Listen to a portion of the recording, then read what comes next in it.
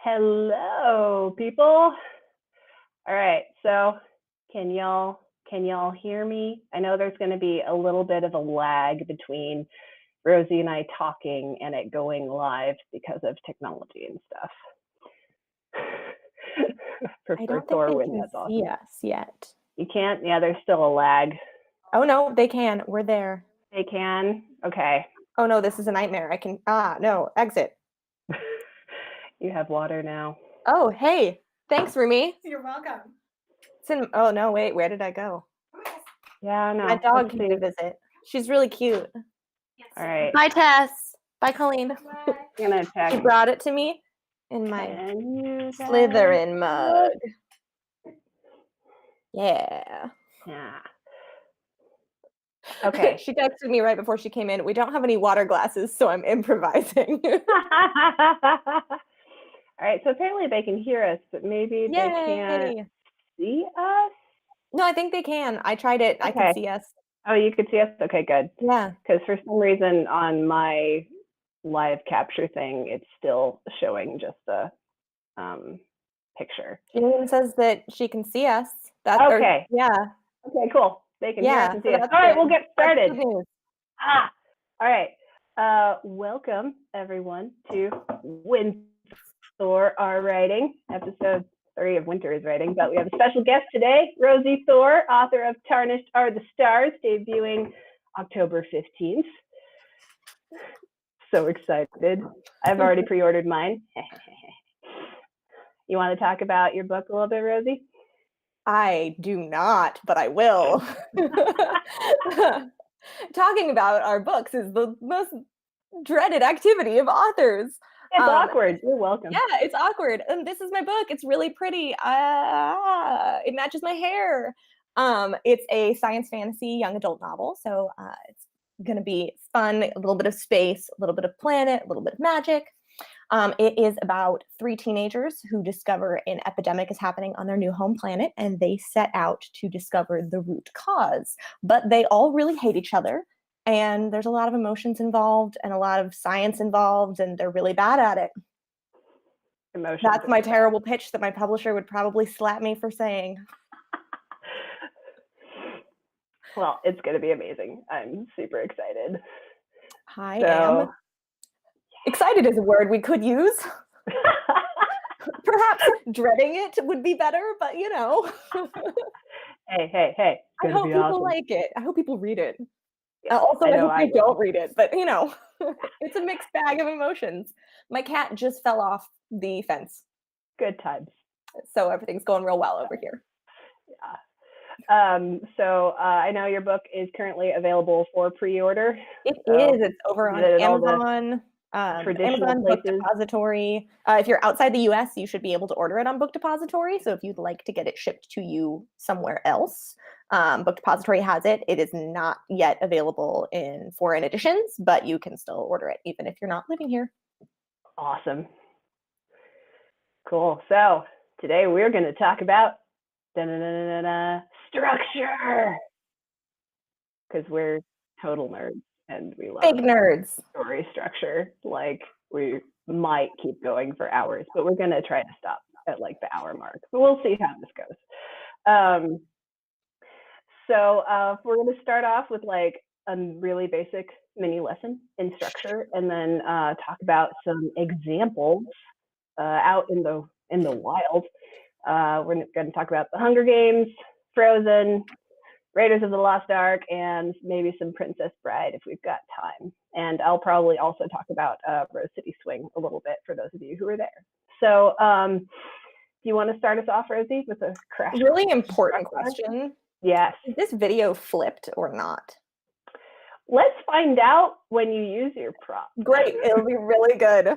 It's gonna be really good. Yeah. All right. So as Rosie's getting her props together, hang on, I'm drawing a big old mountain. She's drawing a thing. So structure is a tool that we writers use to make better stories. That's not what stories look like. But the trouble with writing structure is it's often taught as like, you have to do this at this point in the story or else.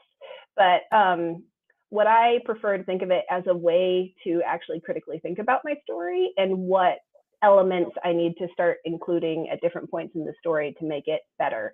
Like I'm working very hard to make my story the best it could be, as opposed to blindly fitting it into a structure. So structure is a tool to be used purposefully instead of blindly. So that's what I'll say about that.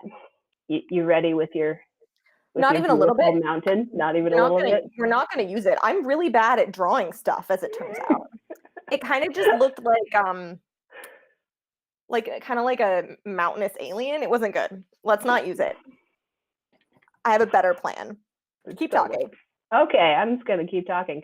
So I know there are so many different ways to look at structure as a writer. We've got 3-act structure, you got like 4-act structure, you got 5-act structure, you've got the save the cat beat sheet, which I'm a fan of because I also studied screenwriting. But we're probably going to be talking about basic 3-act structure today, beginning, middle, and end kind of situation. And I know when I'm going to be talking about my examples, I'm going to be talking about the way you set up a story at the very beginning, how you start alluding to what the theme of the story is. Then there's a moment called the catalyst in Act 1 that really sets everything in motion. Then there's where the B story, the kind of sub story starts getting added in. Then there's your break into Act 2. I love this part. I steal this from Save the Cat beat sheet. It's called Fun and Games, or the promise of the premise. It's usually the stuff you see in the trailer for movies. Then you've got the midpoint. Then you've got All Is Lost, or Dark Night of the Soul, and the break into Act 3, and then the finale. So we're going to be talking about all that shenanigans and probably more. How you doing over there? Fun fact, the eraser on this doesn't work. Ooh. So everything's going really well. That's exciting. Maybe you should mime. Yeah, I might just want to mime it. But yeah, we're just gonna get rid of this whiteboard because it's just real bad. It's not nothing's going right. No worries. Yeah. Instead, we're gonna use paper. Ooh. Okay. Yeah, I know, but it's really basic. Just visualization really helps me when I'm doing a story structure. So I will. Oh man, this pen doesn't work. I'm doing really well. I'm cursed. I love how it's the really analog tools that are hurting us. I know. It's the technology. I should have just gotten a diagram for us, but instead we're using all these pens that don't work. This doesn't work either. This is a nightmare. I'm so sorry. It's okay. Yeah, I always do a diagram of just a really basic story structure first, breaking down my story into parts because it's easier to manage when I'm dealing with that. So I do something really, really basic, which is draw some squiggly lines on a piece of paper and then write Act 1, Act 2, and Act 3 on them. Is this backwards? No, it's correct. Is it correct? I can see it. This is good news for us. All right. In the comments, can you? Yeah. Because we can only see what we see, not what you see. Who knows? Yeah, but I just break it down into Acts 1, 2, and 3. What I look for are the big moments that are going to split the 3 acts. So I'm looking for the first twist that's going to cause everything to change. So this isn't the inciting incident that's like what you're talking about, the catalyst. This is the thing that sets everything in motion. That happens usually within the first, I would say, when I'm reading a book, for example, I want it to happen within the first 50 pages. Mm-hmm. For me personally, it has to happen within the first 2 or 3 chapters. Mm-hmm. And this isn't the biggest thing that's going to happen in the first act. This is just the thing that sets things in motion. So for example, in the Hunger Games, it's when Katniss volunteers as tribute.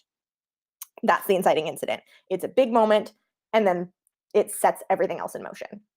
Is it the biggest thing that happens? Absolutely not. But it's still a really pivotal moment. Right. And then without that moment, the story wouldn't happen. Without that moment, the story doesn't happen. And I have to know what that's going to be. So I'll write down, okay, so the inciting incident is X. And then I look for, okay, well, what's the first big twist that changes what we know about the story? Going into Act 2, we're going to be dealing with a new set of rules. So you're always going to be looking for, okay, what changes what we know about the known universe that they're dealing with, or about the known set of parameters that they're dealing with. In the Hunger Games, it's when they get to the Capitol.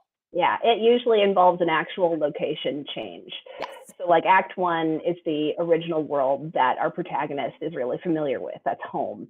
And then Act 2 is an entirely different world. So if you think of Star Wars Episode 4, A New Hope, you've got Luke Skywalker on Tatooine for Act 1, and then he actually leaves his home planet and goes into space, and that's Act 2. Star Wars is another like just textbook example of 3-act structure that's really, really good. Yep. If you want to examine story structure, you look at A New Hope, you look at the first Hunger Games book is really, really good. Most Disney movies follow the structure. Any sort of heist movie actually is going to follow the structure too. It's really, really, you'll start to see the patterns that they're always there.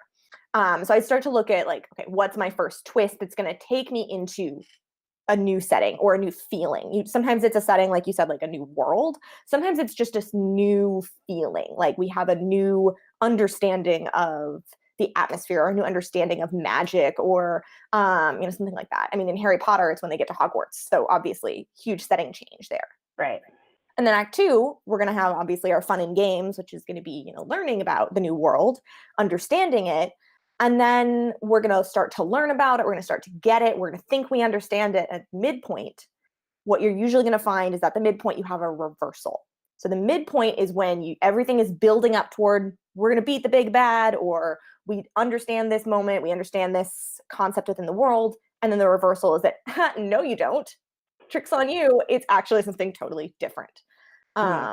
So, in the Hunger Games, this is actually like, it's uncanny how midpoint it is. Yeah. It's when they go into the Hunger Games. Right. That's the midpoint. It's at 50%.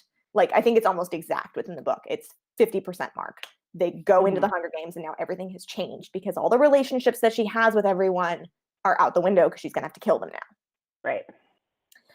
And then we're going to progress from there with this new understanding. So we have to recontextualize everything, reset the rules, re-understand what's going on. And then Act 2 into Act 3 is there's going to be a shift there, which is the dark night of the soul. It's the darkest moment. It's when something so awful happens that you don't think that they can come back from it. In A New Hope. Oh my God, my brain is falling out. Is it? It's when he finds out about Darth Vader. Oh man. Right? God. It's been so long since I've watched Episode 4. I don't have it memorized. I used to. Oh man, I used to be able to completely Hero's Journey, right? Episode 4. Well, but it's also a really good example of Hero's Journey. It is. But like the Dark Night of the Soul is also a point where the protagonist has to make a really tough choice. Yeah. To move forward. And if, as a writer, we're doing our job right, it's kind of like an impossible choice because that's what creates the most conflict. It's almost always going to be, there's always going to be a threat of a character death or the character's going to have to give up something really important to them. Usually it's a family member or someone that matters a lot, or it's going to be something they've been working toward the whole journey. Usually you're going to find like a character's been working toward X for a long time. They're going to try to find this item out in the wilderness or something like that. They finally get to it. And in order to get it, they have to give up their best friend. Or in order to save their best friend, they have to let go of this thing that they wanted. So it's going to be a shift in priorities. It's going to force them to grow as a character. And if it doesn't force them to grow as a character, it doesn't have that same emotional hit. Right. And so that dark moment, making a choice for themselves that changes their trajectory is then going to allow them to beat the big bad in the end. Whatever they learned or gained from that experience is then going to come back around and be important when they're fighting the evil overlord or whatever. Yep. And then the break into Act 3 is when they actually decide to actually take action and move forward. Are you still there, Rosie? I'm still here. I'm nodding. I'm agreeing. Nodding. Yeah. And so Act 3 is going to be that, you've got they've come out of this darkest moment. Now they're going to go take action and defeat the big bad head on. And storm the castle. Storm the castle, basically. Yeah. That's the moment in Princess Bride. Yes. Oh, yeah. It was actually really interesting because I hadn't ever broken down Princess Bride before.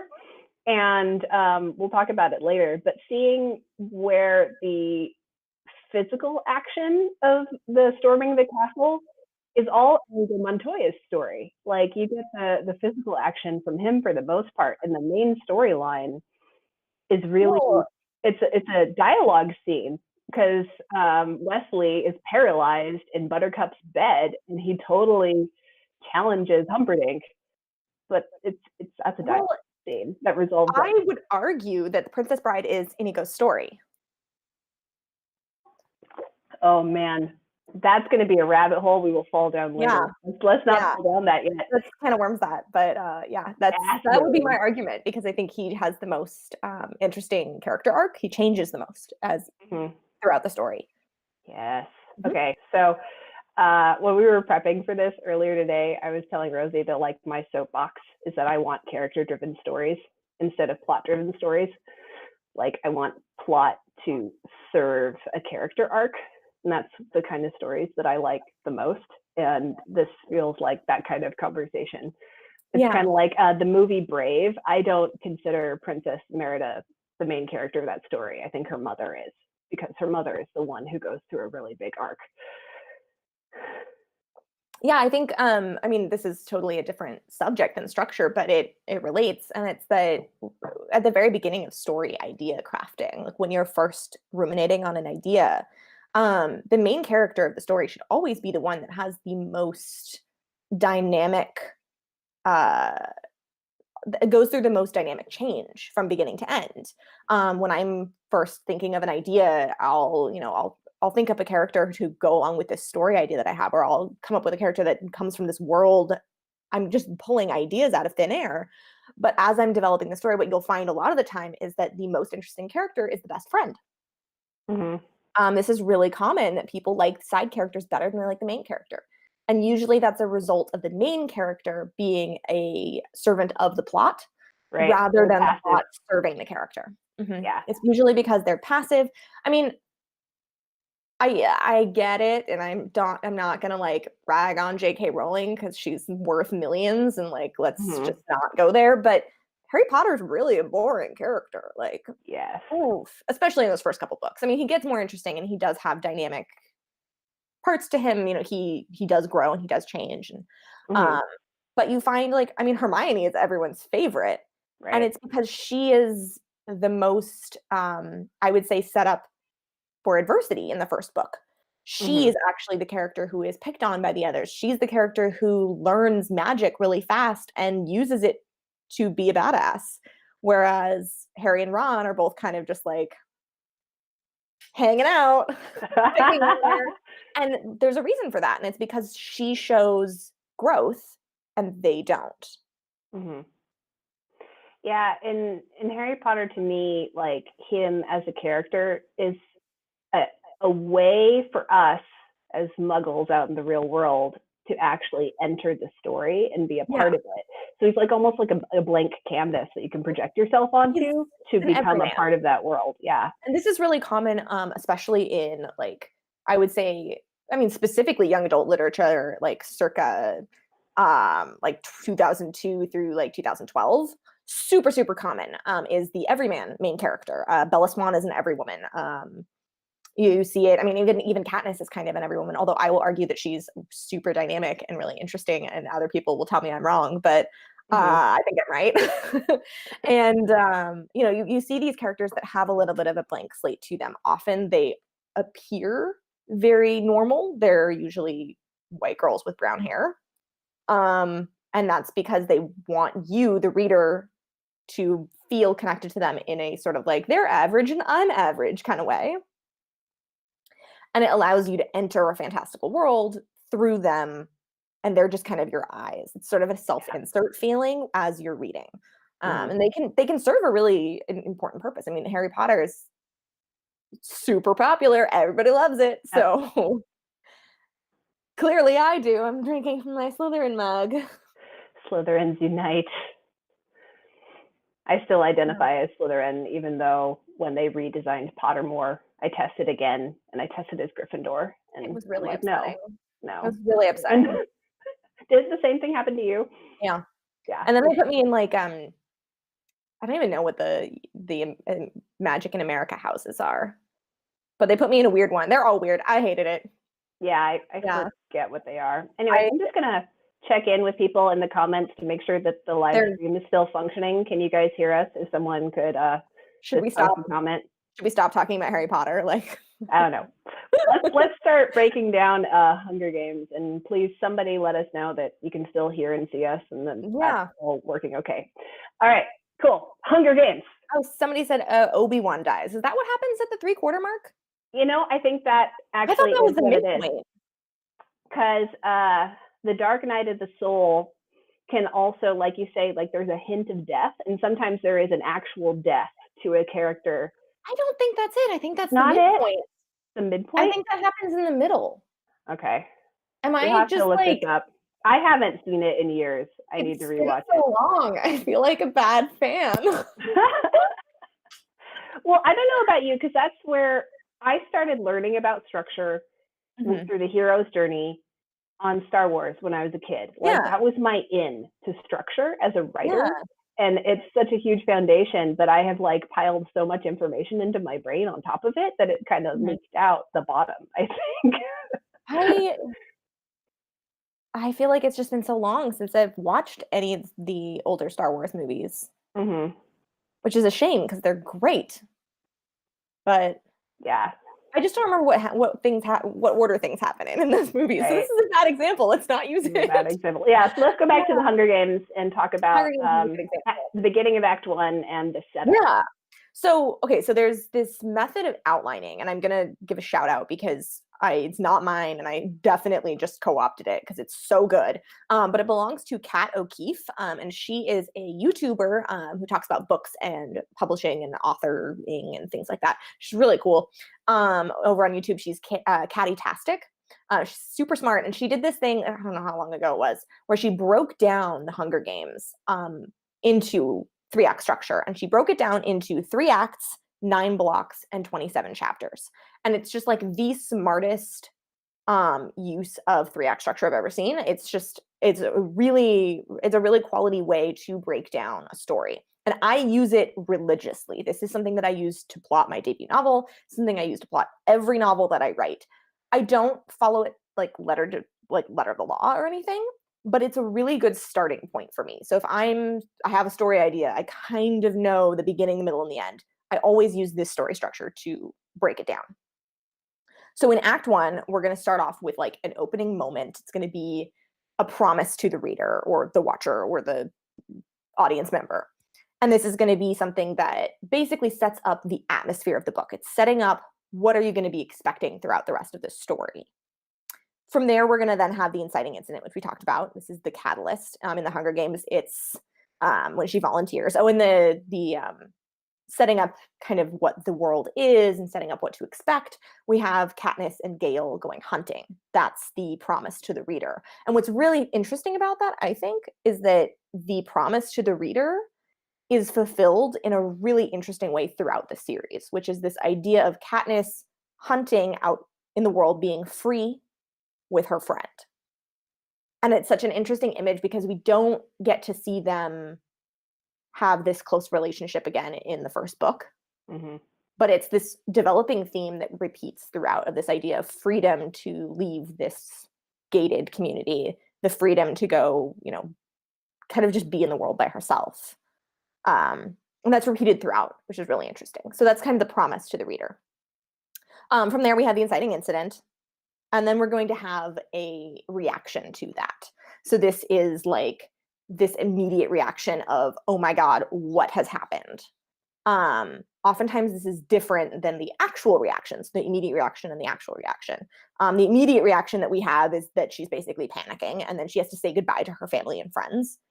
And then the actual reaction is when she's had a minute to think about it. She's on the train with Peeta and Haymitch, and they're hanging out, doing their thing, knifing tables, as you do.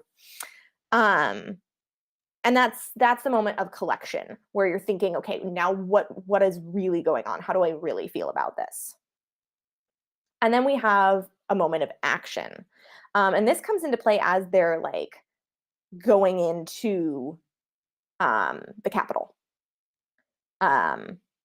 is going to be right before them. We're dealing with action where she's like, okay, well, I'm actually going to win this. This is what I'm going to do. I'm going to take on this competition and I'm going to do really well. So when she starts to think about her strengths, she can fight with a bow, she can hunt, she actually has skills.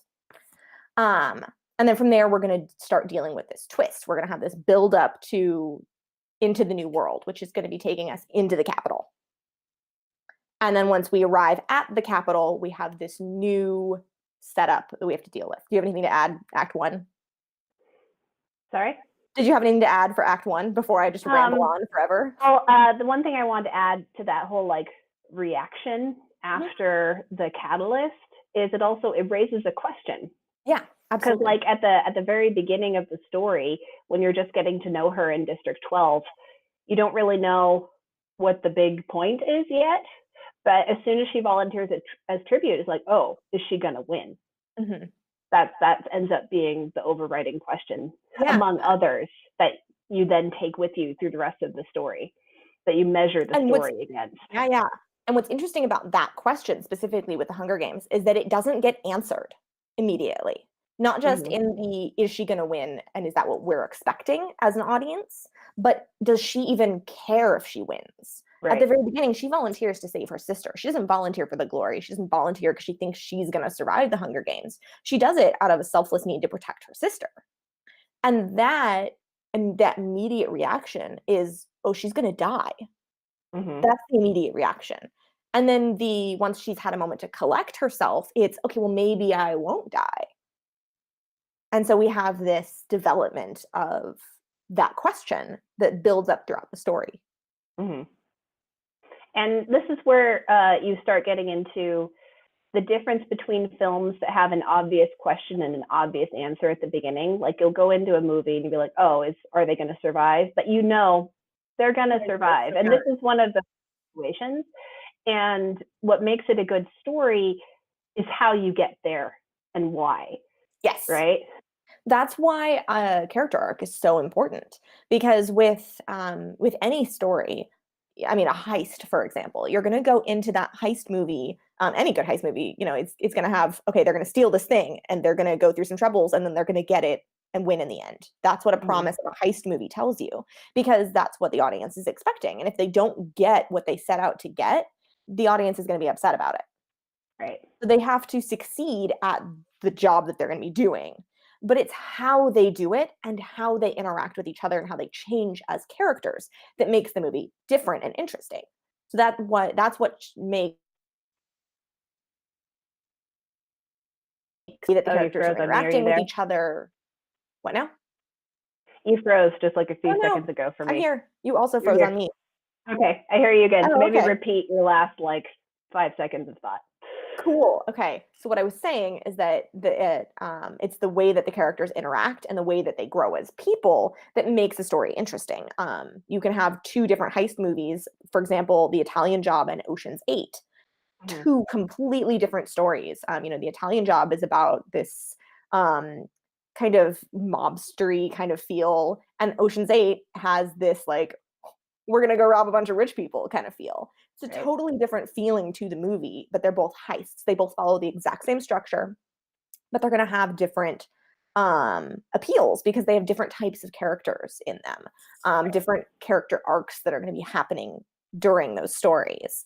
And then you've got, National Treasure. It's another heist movie. It follows the exact same beats, but it has a different execution. And that's what makes it interesting. So structure is something that holds a story up, but the story has to still be able to stand without it. Right. Cool. Yeah. All right. Act 2, Hunger Games. Okay. Let's go. Act 2. Okay. So we start out with going into a new world. So in the Hunger Games, that's going to be, they get to the Capitol. Everything's different because now they're at the Capitol. People are weird. They've got colored hair. They're real rich. We hate them. Let's eat them. And then we have this fun and games kind of sense. This to me is the section when they're meeting their stylists and they meet Cinna. They start to become more mythical in terms of their district. They get costumes. They get set on fire. It's great. We like fire. They go down in the chariots. And this is this moment of, this is who we are. And then there is going to be a very specific reflection on the old world. So the new world is going to happen. We're going to get caught up in it a little bit. And we're always going to have this reflection of, right, this is why I'm here. This is why I'm doing this. And for me, at least in the Hunger Games, this is something that happens in the book differently than the movie because it's an element that's removed. But it's when Katniss meets the Avox. And that's the character with their tongues cut out. They can't speak. And this is this reminder that this place of opulence, of riches, is actually built on the backs of people who are dying or being tortured or being enslaved. And that's this reminder that they're not the good guys. That Katniss has to deal with that idea of like, oh, right, my family's being oppressed, whether I die or whether I live in this competition. There's still this bigger picture going on. Right. And you start to see her begin to embody her rebellious role. Yes. When she's in that training situation and she shoots, I forget, is like, does the force field drop at some point? Or there isn't a force field until after she does something. Yeah. And she shoots the apple. I would say that is part of the buildup. So at this point, this reflection on the old world. Also, I mean, there's many elements that can be the same, that can serve the same purpose. If, for example, in the movie, we don't have the Avox, and that's fine.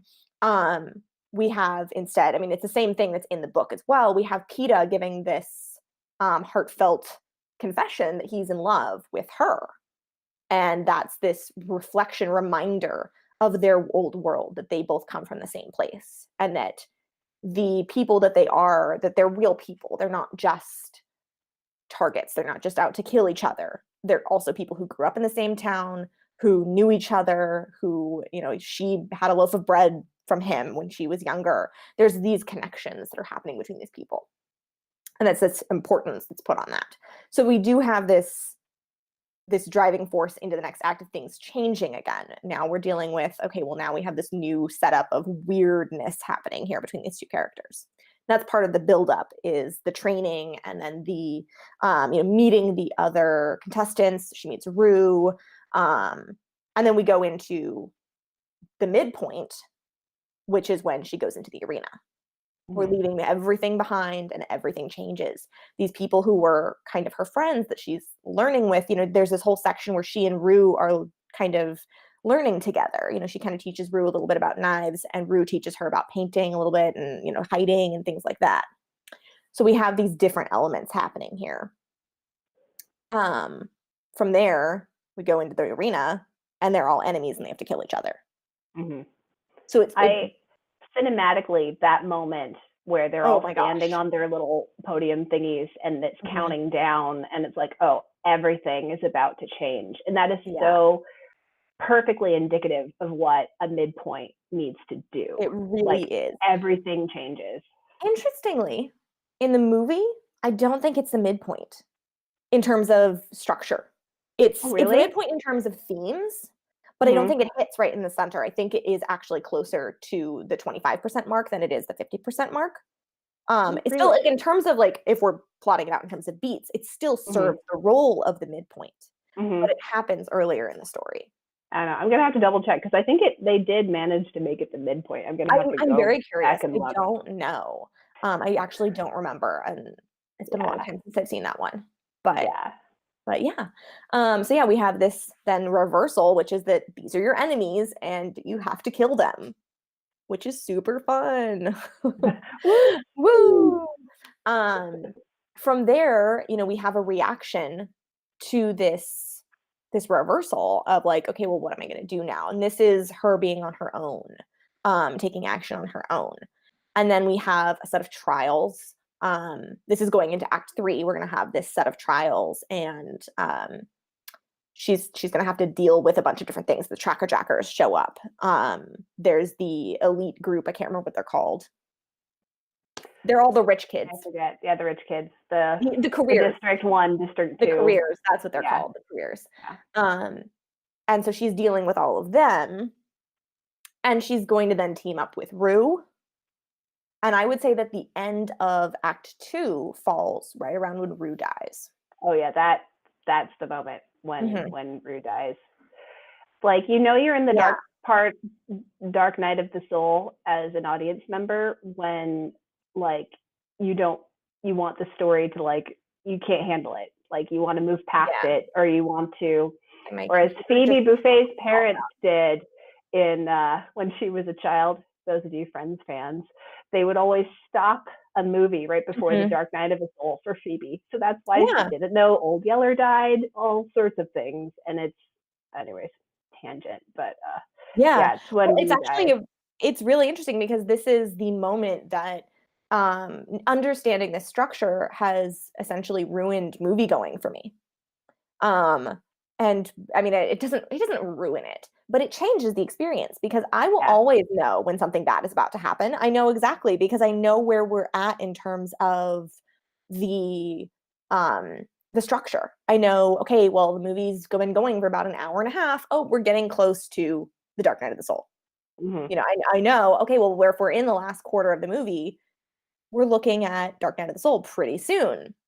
And I can always tell when it's coming, and I can usually tell what it's gonna be. Yeah. Analyzing movies, having gone to, movies, reading books, understanding different story techniques, you start to learn what to expect. Yeah. And you get to the point where you can even predict what the Dark Night of the Soul will be in Act Exactly. One. Oh, Like, that yeah. happens to me a lot. I'll be like, Mhm. oh no, this Yeah. is what's gonna happen.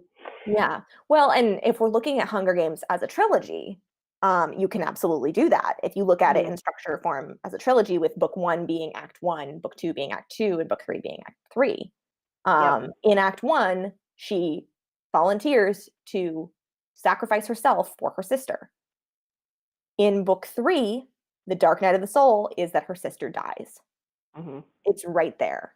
You Yep. can trace it right through exactly. You can always tell. I mean, not always, but oftentimes you can tell what's going to be coming because narratively speaking, you know what's going to fulfill promises made earlier in the story.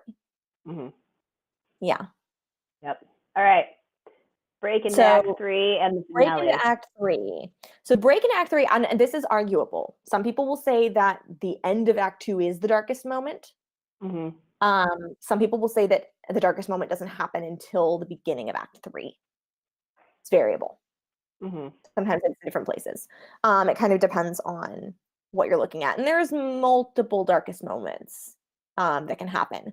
I would argue that Rue's death is not actually the darkest moment of the Hunger Games, even though it is the worst moment of the Hunger Games. It's It's the awful. most brutal. It really hurts.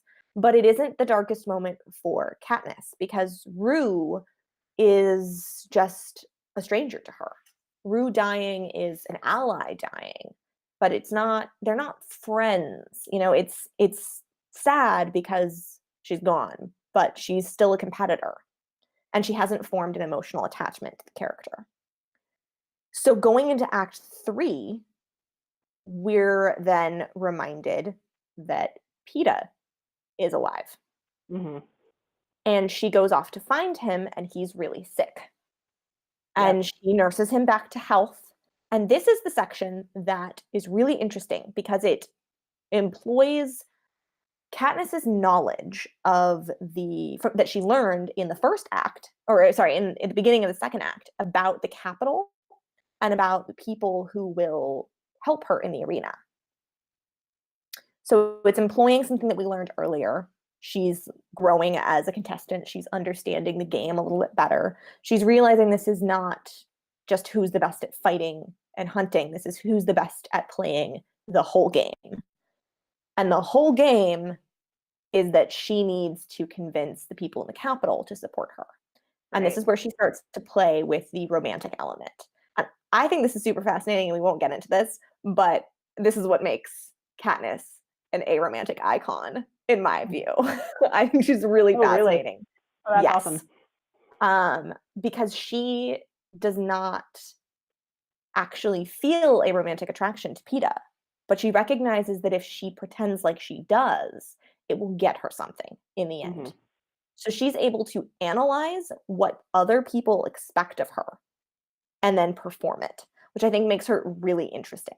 Mm-hmm. And so she starts to do this. This is something she's learned from earlier on. This is the trials, the build up to this dark moment where, she is going to be able to go get this this item that she needs in order to save PETA. She does so. And then we're down to like, I think 4 contestants or something like that. Right. And then they change the rules. Well, and then they change the rules, of course. But the darkest moment, there's a couple of them that you could argue. It keeps escalating, and they just keep building on top of each other. I would say that the moment that that really is for Katniss the darkest moment is when she thinks PETA is dead. It's when she finds the berries, the nightlock or whatever it's called. Oh, yeah. She finds the berries. She ate them. She's eaten them. She hears the gong, and then she finds out that it's Foxface. Mm-hmm. And so it's that moment of panic that he is dead. And what's interesting about that is that we have seen her acting as though she cares about PETA. She has said multiple times that she's just acting, that this is about the new rules of the game, that, now they can both win. So she's going to try because they can work together. Well, now she thinks he's dead and she panics.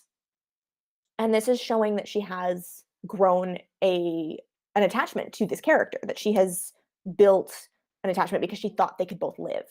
It's not necessarily a romantic attachment yet, but it is an attachment. And that's interesting because she hasn't had those. She's been cutting herself off from those since the very beginning. And that, I think, is the darkest moment that allows her to then move forward and use that nightlock as a bargaining tool in the end. Right. Because the point of a darkest moment is that you come out of it because of something within yourself, because you realize, you're using some other part of your arsenal that you didn't know you had. It's about using a strength that's internal. And like you said, usually it's a choice that's being made that allows you to get out of the darkest moment. Right. And that's what we see later on with the the big moment at the end. So the darkest moment is going to then, we have this inner strength sort of situation, and then we're going to chase the end of the story, which is going to be a bunch of action, something that we might call like the battle or the climax is going to happen, and that is when she's standing there with PETA and they're both holding the nightlock because they changed the rules again, and then using that to her advantage in order to manipulate them. So she turns the game on them. Yep. She uses their rules and their set of the way that they understand the game. This Hunger Games that's being played for audiences. She uses that knowledge to her advantage. And then they win. And then they suffer for 2 more books. And keep suffering because trauma. It's a good time. Ooh. Anyway, that took 45 minutes. That's okay. Well, we started a few minutes late because we were waiting for people to sign on. So structure's cool. And what's cool about that is that you can take that structure and retrofit it to almost any story. Yeah. So it's there with Harry Potter. It's there with Star Wars. You see it in everything.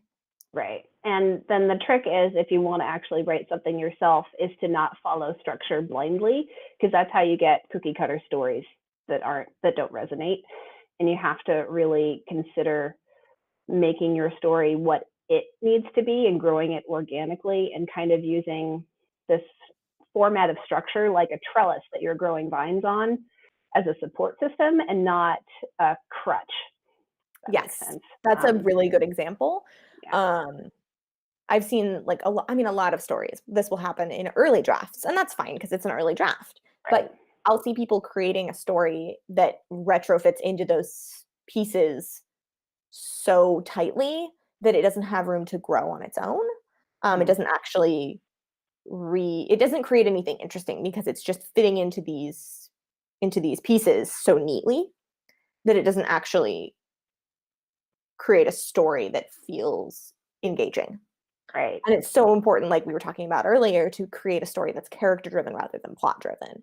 Right. Plot driven story isn't going to have that same emotional hit at the end. Right, because plot driven tends to also go against character in a really jarring way, because it forces them to do things that they wouldn't do on their own and make the wrong kind of choices, or they end up being very passive because the characters are being driven exclusively by outside sources. Yes. I'm trying to think of an example of a really terrible plot driven. Oh dear. Man, I can't think of any off the top of my head. It might come to us. I feel like there's probably some really, really bad superhero movies that are plot driven. Probably. Like the bad ones, but I haven't seen those. It's like we avoid those. I just like don't watch them because like why? Yeah. Mm-hmm. Yeah. Yeah. So you want to talk about Frozen a little bit? Maybe not to the depths that we did Hunger Games. Just like a shallow dive. Yeah. Yeah, well, I think Frozen is a really interesting example. We talked about this a little bit before on our own, but it's really an interesting example because we have two main characters. Mm-hmm. And what we'll find, I mean, when we talked about Hunger Games, we're talking about things like the reaction and the question and things like that. And those are usually related to character. They're not just surface plot. It's something that dives a little bit deeper. It's about asking, okay, well, how is the character growing? And we have both Anna and Elsa in Frozen, and they're obviously not the same character, so they're not going to have the exact same beats. Mm-hmm. And what's interesting about Frozen is that the 3-act structure exists really, I mean, I would say like pretty strongly. It's there. It's really strong in most Disney movies. Lion King is another really good example of 3-act structure that's just really strong. That's also modeled after Hamlet, which is, also 3-act structure. Yeah. Although I think there's more than 5 acts. Yeah, 5 acts. I think there are 5 acts in Shakespeare. So what's interesting is when we talk about 3-act structure, like lengthwise in the story, usually acts 1 and acts 3 are the same size. But act 2 is twice the size. So act 2 is half of the story, whereas acts 1 and acts 3 are each a quarter. So that's why sometimes you'll hear people talk about 4-act structure, and they'll break act 2 into 2 different acts with the midpoint dividing it. And that's actually what I do. Yeah. Yeah. I use the 3-act outline when I'm dealing with like, okay, what should be happening here in terms of plot? But I actually use a 4-act structure when I'm writing. And I outline an act in advance. So when I set pen to paper, I have the first act outlined. And by the time I get to the end of act 1, I'll then outline act 2. Or sometimes in the middle of act 1, I'll outline act 2. But I never outline more than 1 act in advance in detail. And I always use a 4-act structure for that. Because it helps me with pacing. What I find a lot, at least, is that when people are using 3-act structure, the pacing gets really, really off. Because act 2 can drag in particular. And that's a mistake that I made. I've written 11 full drafts of my debut. And that's not just like I changed a comma here or there. I mean, I rewrote the book 11 times, like from front to end. Like it's rewritten completely. And for the first 5 drafts, I had 3 even acts. My act 2 was a third of the book. And that doesn't work. It doesn't create the same tension. It doesn't have the same pull. You have slow sections. The pacing just feels like whenever you're reading a book and you're like, man, it's kind of slow. It's because there's a lack of tension.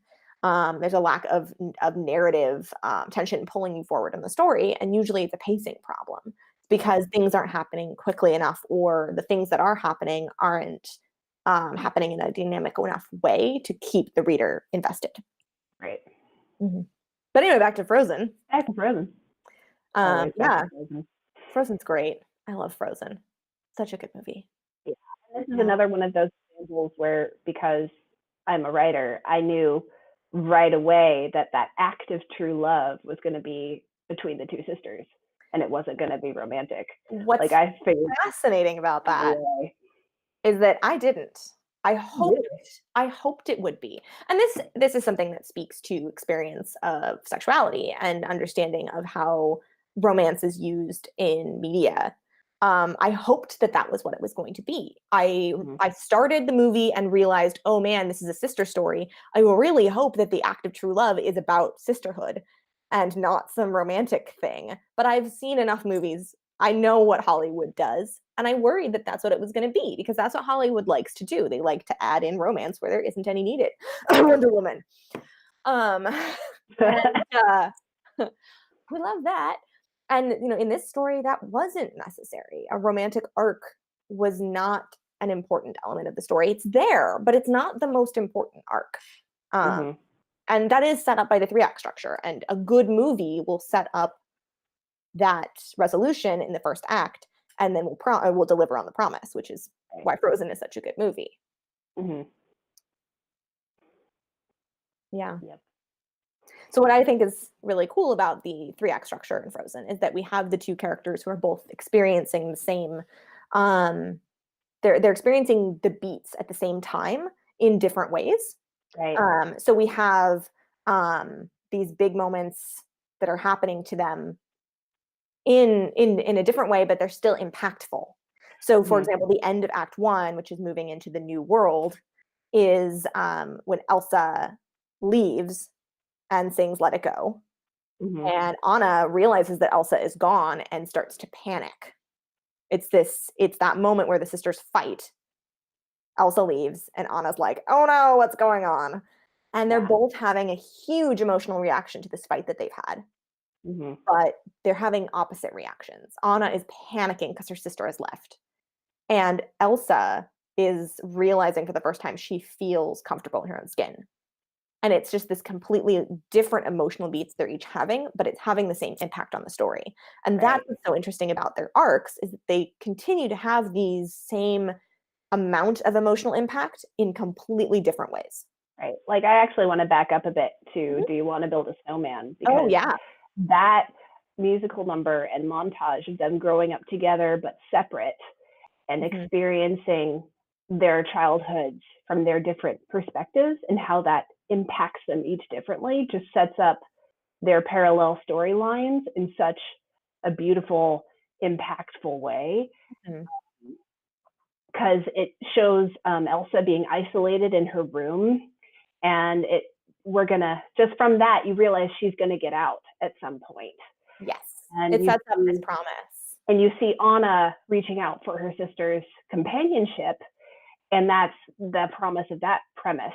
You're gonna have her get that companionship by the end of the story, and it's just such a beautiful, concise way to set up the entire story in just one musical number, and it's excellent. Yeah. I would say that that musical number and the animation in it Mm-hmm. um is some of the best storytelling just in terms of setting up characters and their arcs. Because it does, like you said, it hits on all of the promises that you're going to get throughout the story and also the repetition that we're going to see Mm-hmm. of this idea of Anna reaching out and Elsa pushing her away. Yep.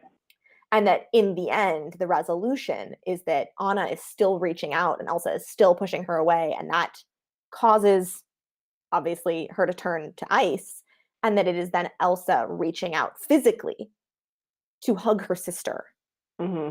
that um, solves the whole problem. And Yeah. that it's the opposite has to happen in order to create that. And I actually think that it's the only weakness of the entire movie. I mean, I love this movie. The only weakness of that movie is they did not then reprise the melody of "Do You Want to Build a Snowman?" Oh in God, that moment that when would she have hugged murdered her me. sister. I was Yeah. in the theater and I was like, "Oh my god, this music is gonna hit and I'm just gonna cry and I'll just be on the floor." And it didn't happen, and I was so upset because it was this perfect opportunity to bring that back. Not She wouldn't have to sing it, but Right. just It just had to melodic be the melody. just the melody in the background of the music, bring back that one little riff, and you've like the entire audience would be on the floor. Yep. And they didn't do it. I And completely agree. that was, I thought, the only weakness of that movie. Yeah. Yeah. Oh man, and just thinking about adding that element Mhm. to the resolution just makes me start trying to tear up because Yeah. like that would have been incredible. Well, and that's I think the power of repetition, which is a whole Mm. other story, a whole other topic we could discuss. Yeah. But Yeah. the idea of repetitive elements that are repeated in different ways to create Mm-hmm. different emotional responses Yep. is a really interesting motif to use in fiction, Yep. Yes, I completely agree. especially if you can use it once per act in a different way. Yeah. The power of threes in storytelling is just incredible because you've got three acts, like the way I write Rose City is I do 3 acts and I do 3 scenes within each act. So I have a grand beginning, middle, end, and I have a mini beginning, middle, end for each day, Friday, Saturday, and Sunday. And it's a really simple way to structure it and make sure I'm pacing things correctly. And I have mini setups and resolutions each night.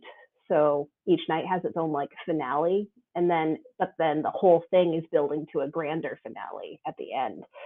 And structuring it in threes has been really helpful for me when I'm writing for Rose City. Well, that's also why we always see, I mean, not anymore. The duology has become the more popular format, but that's why we see so many trilogies happen.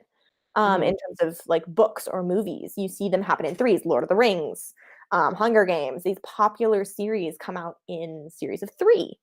And it's because you can use 3-act to outline each book, but also you can use 3-act structure to understand the full arc of the trilogy. Act 1 and book 1 is going to be this introduction into the world on some level.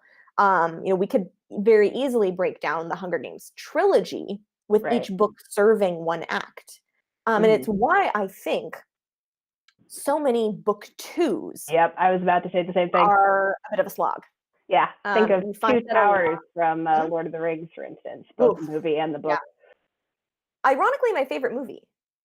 Really? It has the best scenes, I think, and it has the best final battle. Helm's Deep. Yes, Helm's Deep is amazing. A true work of art. But in terms of the storytelling, even in terms of the storytelling, I still think it's the best movie in terms of its script. But it doesn't resolve. Yeah, because laggy second books tend to have this feeling of, are we there yet? Are we there yet? Are we there yet? And you need to provide satisfaction to the audience within an act 2 of a grander storyline. To be fair, that's hard to do. To be fair, and I'm risking the wrath of Tolkien fans everywhere, I think all of those books are a slog, and like, just I agree. Like, I agree. There is no greater hell to me than having to read. I reread the first 40 pages of Fellowship of the Ring maybe like 20 times before I was like, okay, this is it. I'm getting past the prancing pony and I'm not stopping. But I had to drag myself through reading those Tom books. Bombadil is a rough patch. Oh man. But no, I would get to the Council of Elrond. And then it was just like, by the time I got there, I was just tired and I didn't want to keep reading it, even though it gets better after that.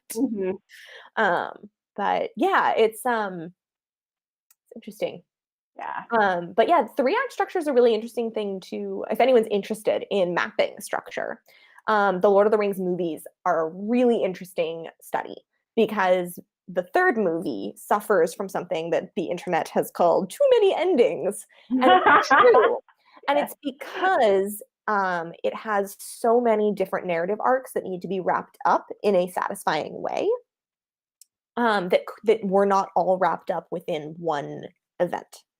And I think that's it's an interesting storytelling choice.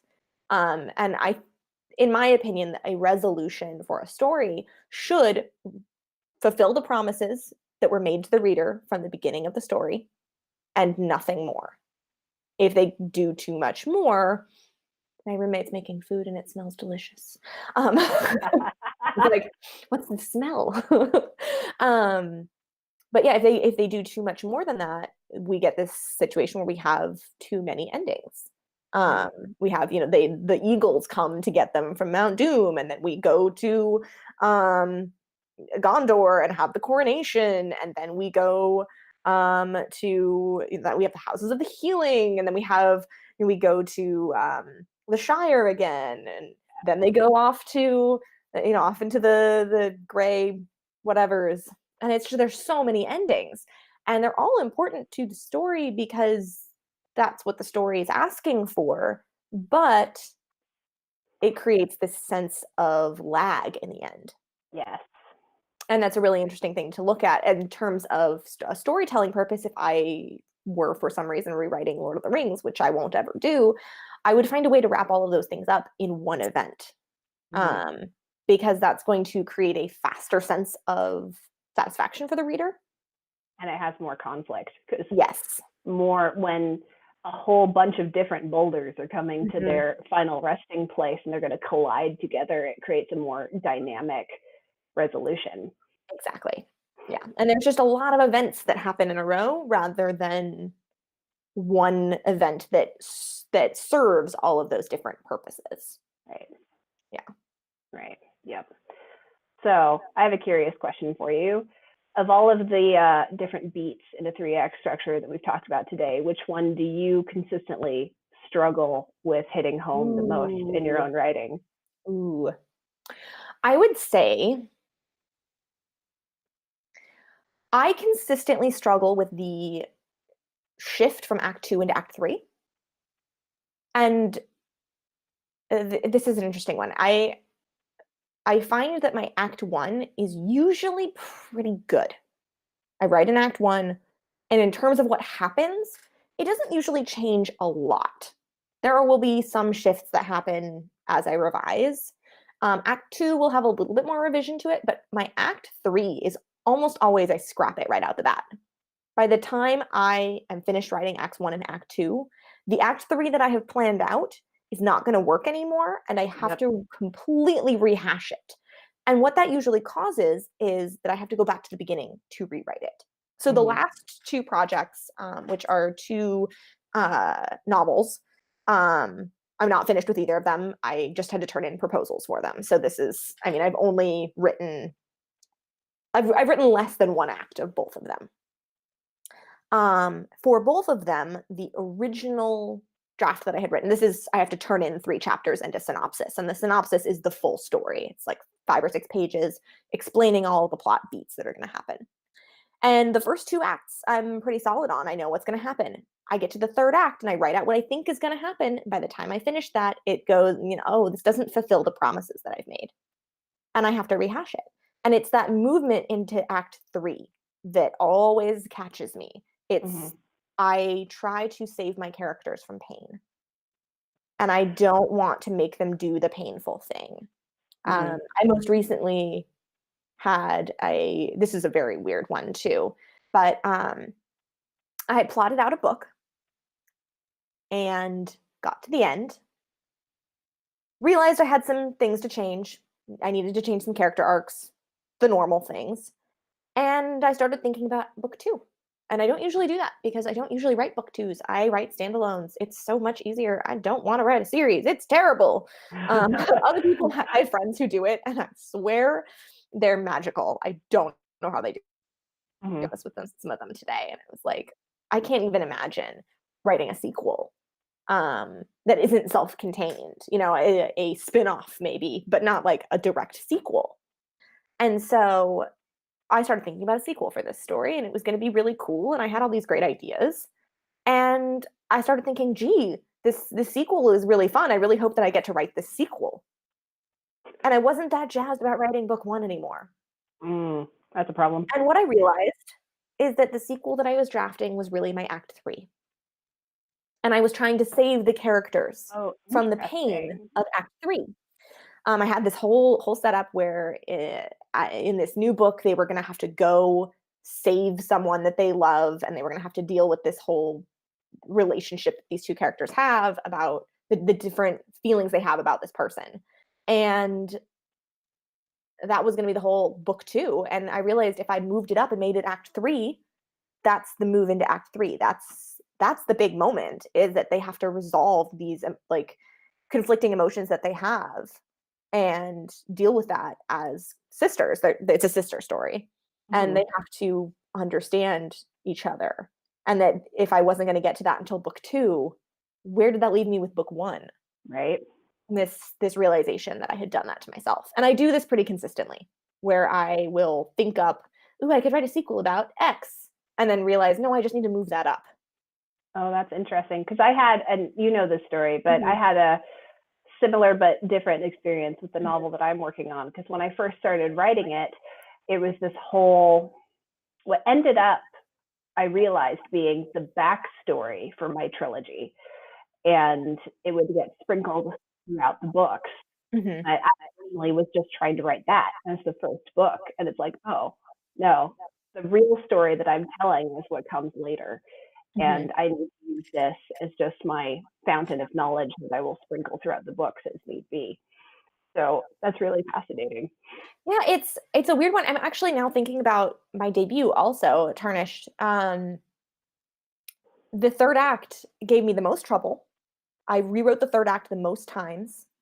And in my original pitch for the book, when I sent it to my publisher, who now, bought it and is publishing it, I'd sent along a synopsis for book two, just in case they wanted to buy a second book, wanted to, feed me for longer, would be great. Job security. um, and they didn't want it, and that's fine because I didn't want to write it. And there was going to be all of this other stuff that was happening with characters interacting with characters that were kind of just shadow manipulators in the first book, these characters that did not show up at all. They were big villains in the greater scheme of things, but they didn't show up in the story. They were just in my head. And realizing that I had had this whole head canon that was so interesting that it was a whole book two that I wasn't ever going to write, and then moving that into act three, forcing those characters to interact, Mm-hmm. created the ending. Yeah. Now it's this, I see it a lot with novice writers where they will write a duology that ends on a cliffhanger. Mm-hmm. And what they're really doing is, my book is too long, so it's two books, rather than looking at the plot that they've created and seeing how can they simplify it, how can they move it into one full story rather than splitting it into two books. Sometimes Right. it needs to be two books, and that's fine, but looking at the greater picture of where have I split my book and does it resolve Mm-hmm. is really important. Yeah. um, Looking at that three-act structure, using that to determine that actually is, I think, really interesting. I will use the three-act structure for the overall plot, but I will also use it on my character arcs and make sure that those characters have had a full emotional arc by the end of the three act. Mm-hmm. And if they haven't, then I haven't done my job. Right. Yeah, it's really interesting because most writers do have the problem of overwriting something. Yes. But I don't know about you. I've always had the opposite problem. And so my story development tends to be more like the snowflake method. And I'm not sure if you're familiar with that. Yeah. But it's the idea of you start with the really bare bones seeds of a Mhm. story that if you were to write it out, it'd be like 1 page long. And then I layer in added elements to it, just layer after layer after layer to build out the story into something It's fully a really fledged. good, it's a really good drafting method. I know a lot of Yeah. people who use it.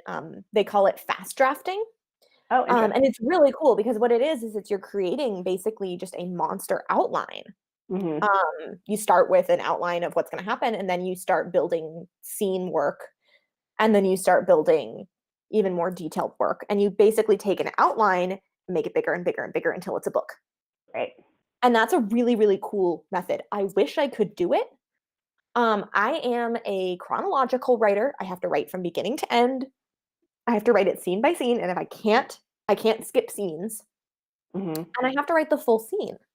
But what I do is I outline each scene before I write it. Not necessarily in terms of all of the beats I'm going to hit and like exactly what's going to happen and who's going to say what, but I do outline it in terms of where am I when I start the scene, where am I when I end the scene, and are there any specific emotional hits that I need to be making.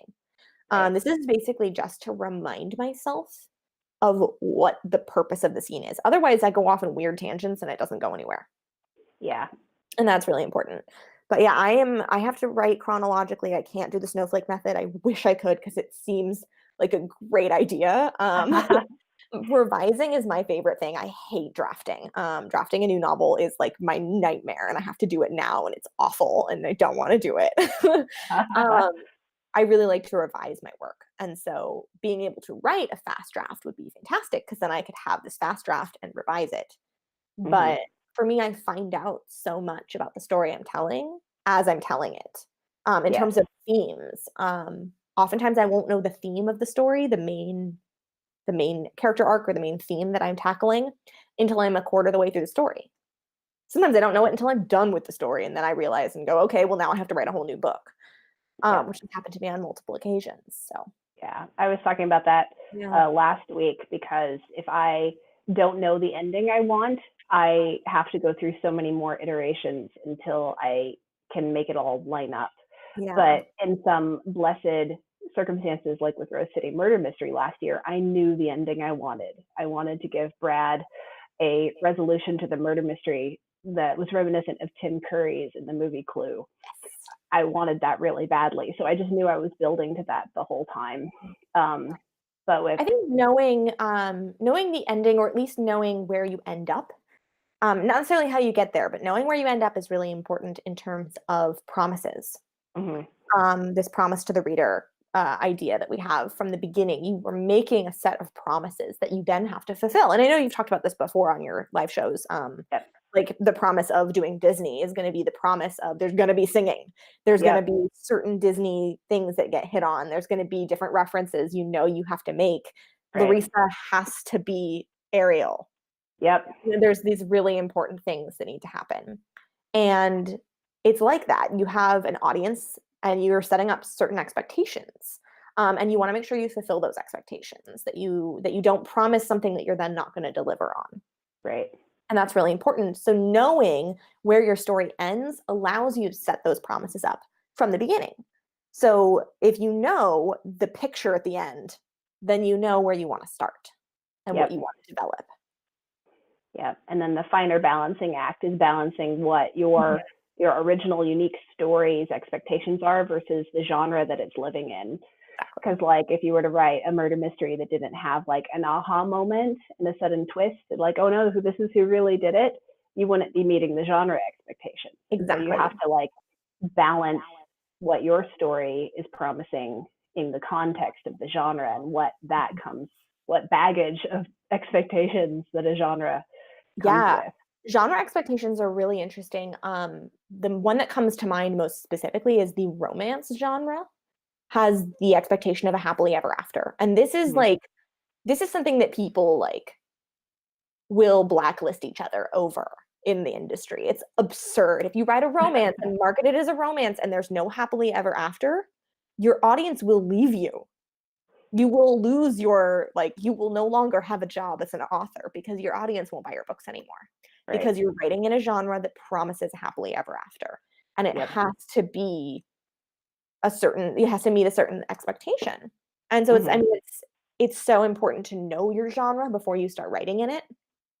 Um, I mean, for marketing purposes, so that you know you're writing something fresh enough to survive, but also because that's going to help you understand your audience better. Knowing what they're reading or knowing what they're watching, knowing what their expectations are, is going to allow you to then meet them.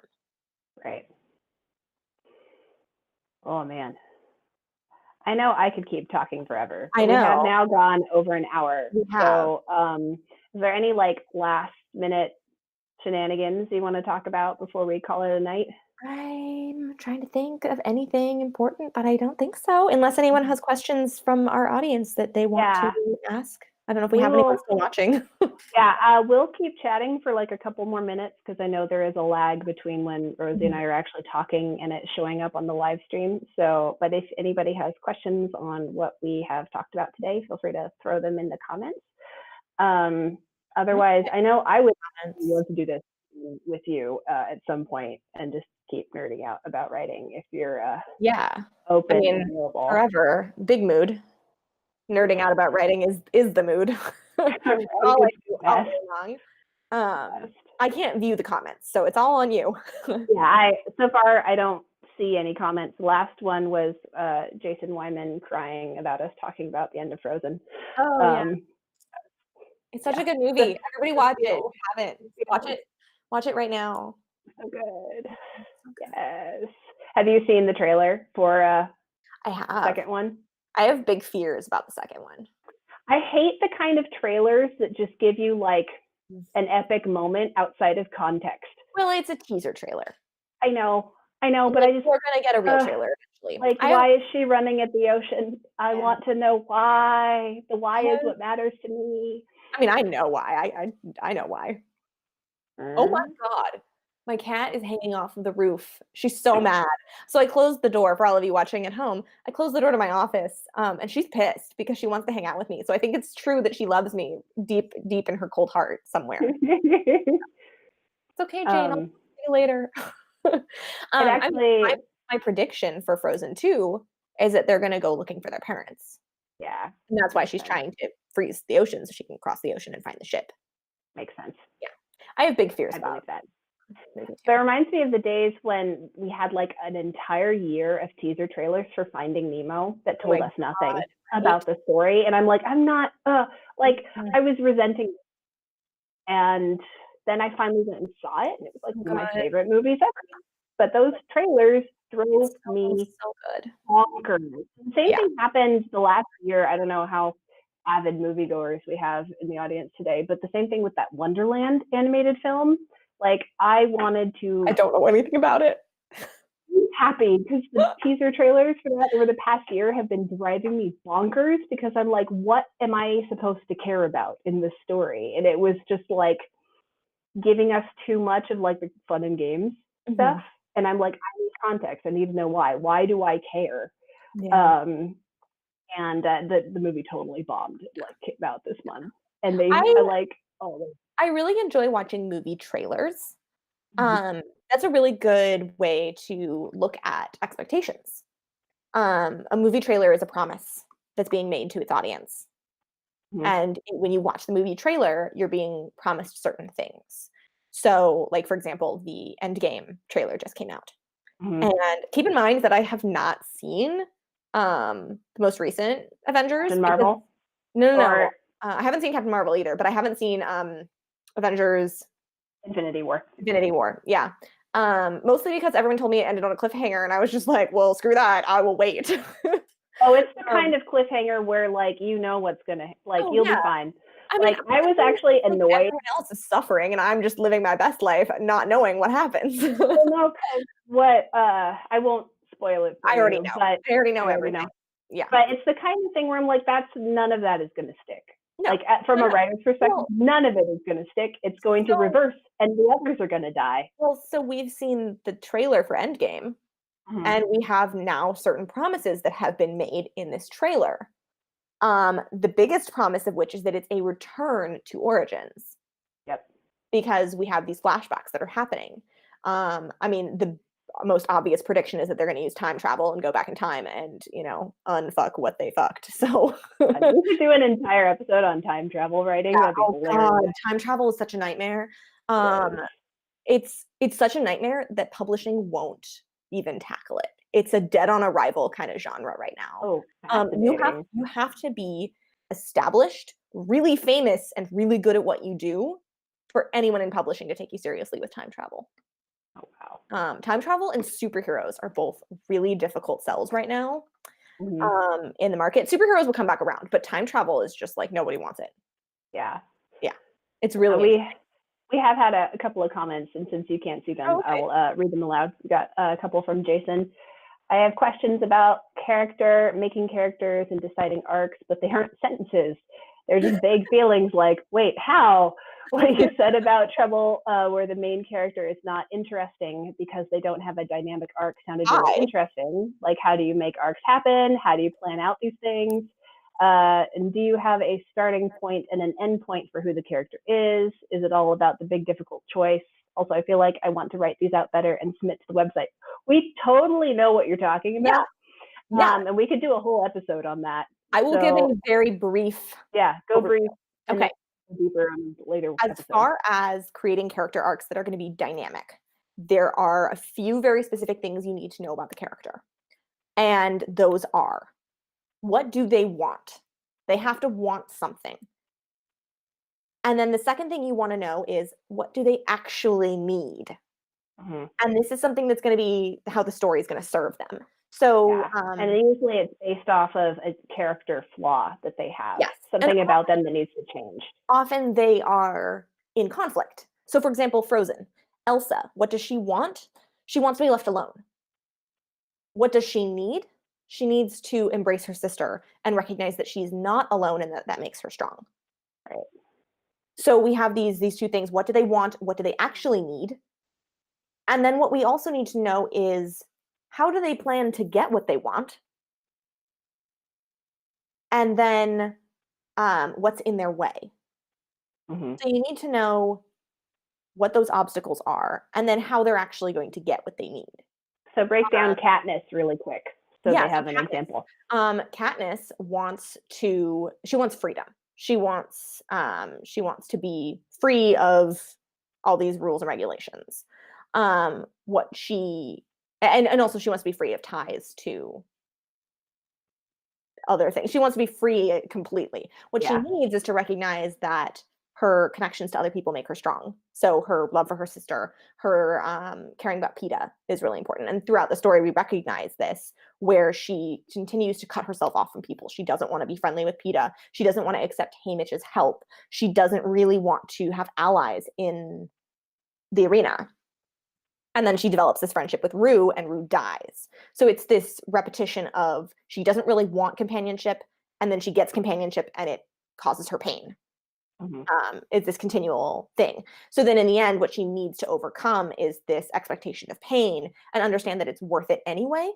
And that this relationship that she has with PETA is what makes her strong in the end, and it's what allows them both to survive. So it's this growth that she has to go through of what she wants and what she needs, and the conflict between those two things. Yep. Bingo. Mhm. Let's totally do an episode on One that. character, yeah, Yeah, that sounds like fun. it would be fun. Cool. So maybe that's when we can talk about Princess Bride, because you mentioned characters, and that's so interesting. Yeah. So we'll save Princess Bride for then. We didn't get around to Raiders of the Lost Ark today, but I'll just give a little teaser of what I was going to talk about, because the structure of Raiders of the Lost Ark, the first Indiana Jones film, is really fascinating, because the opening adventure sequence is basically a mini copycat structure of the entire film. And it's this mini quest where you open on Indy. He's going through all these booby traps to get to the golden idol, and he eventually wins it. But then everything goes wrong. The boulder comes out of the wall anyway. And once he finally makes it out, he's betrayed by the person who was entering the tomb or whatever it was with him. And then we meet the villain of the entire film, Belloc. And you learn basically that no matter what Indy does, even if he gets his hand on the idol, Belloc is still going to win. And that's what happens in the rest of the story. And it's really fascinating. And a lot of the James Bond films do the same thing, where the opening sequence is a mini version of the story to come. And so you can see the parallels between what happens in the very beginning with the rest of the story. And that's how those films set up the promises of the whole film. And it's just, I love that tool of storytelling, because I find it really fun to use. And you'll see it in lots of places. So that's what I was going to talk about there. But yeah. Oh, Jason wants us to talk about characters. I have seen some. Maybe I have seen it. I don't know. It was a really long time ago if I have. Yeah. So it's a good one. It's excellent. I prefer the third one, the one about the Holy Grail, because it includes Sean Connery as Indy's father, and their dynamic as characters is just fun. I know I've seen at least one Indiana Jones movie. Hopefully not the fourth. I don't think so, because that's the one with all the Nazis, right? No, the first three are the ones with all the Nazis. The fourth one is the one with the aliens. Are they also not Nazis? I have like no memory of. No, the fourth one takes place in the 50s, so it's Cold War. The first three films. That's the one I saw then. Oh, I'm so sorry. Do they have one? It's like a fanfic, a bad fanfic. What? Does anyone's face melt in any of them? That is the first and third. There's a lot of face melting. I feel like maybe I watched the first one and the fourth one. Yeah, because in the first one, people's faces melt off because of the Ark of the Covenant being open. Oh, okay. And then in the third one, the bad guy drinks from the fake Grail. And so instead of gaining eternal life, he just melts to dust. It's pretty great. Um, I mean, I choice love made. I love the practical effects from the original 3 Indiana Jones films because, like, So what's interesting about that is that you have a repetition yeah, of space melting in yep, both the first and the third, which would be yep, Act 1 and Act 3, which is a sort of Chekhov's gun kind of yep, experience where you've done something in Act 1 or movie 1 and then you repeat it in yeah. movie 3. Yeah, because that's really interesting in films when you've got a trilogy of films that aren't necessarily built from the beginning to be a trilogy of films. You're basically coming back for more instead of it being a purposeful overarching storyline.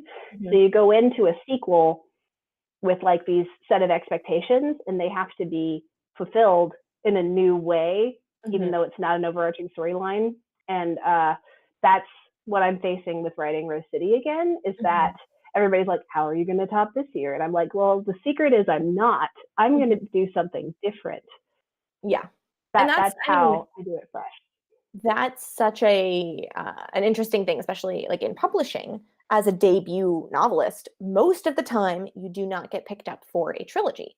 You get picked up for one book, and then if it does well, you get a second book. Mm-hmm. I write standalones, so that's fine. My second book will be completely unrelated. But I know a lot of people who you have to make your first book self-contained. It has to stand alone because if you don't get a second book, then and you leave it on a cliffhanger, people are never going to read another book of yours again because you've broken a promise to them, even though it wasn't really made. It's like that. You want your first book to be self-contained enough to stand on its own. Right. Oh man, that's a Does good anyone note. have any other questions? I haven't seen any more, so I think it's Okay, safe to like wrap up. So this has cool. been WinThor our writing. Um, I had an amazing time. Yeah. For those of you who are catching this on a replay, if you have questions for us for a future episode, you can go to my website, accountabilitymuse.com/winteriswriting. And there's like a really simple form where you just put in your name and your question, and then it goes into a magical spreadsheet where I will never lose it. Yay. So yeah, please ask additional questions there as opposed to in the comments, because I will not be coming back every week to just reread the comments on this Facebook Live, because that would be tedious. Otherwise, I am Cassie Winter. I'm a writing coach and a writer. You can learn about my business at accountabilitymuse.com. And we've had the amazing and wonderful Rosiee Thor, author of Tarnished Are the Stars, debuting October 15th. Pre-order You it. can pre-order it now. Now. You will want to Yeah. read it. And you can also check me out over on my website, rosiethor.com. I also have a site dedicated to writing and revision techniques called Be Your Own Mentor. It's byomentor.com.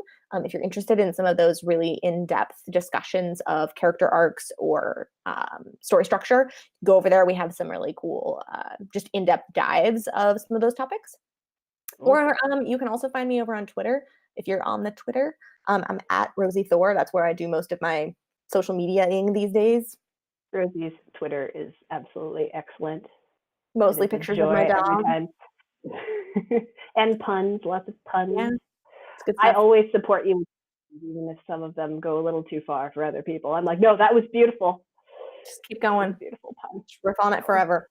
So yeah. So thank you all for joining us. This has been a lot of fun, and I'll probably have Rosiee back for another episode soon, because this Yay. is so much more fun and enjoyable than talking to myself for an hour. So awesome. All right, I am going to end the live session, but we'll stay on the call to like say goodbye to Cool. each other. All right, bye Facebook. Thank you for coming. Talk to you later.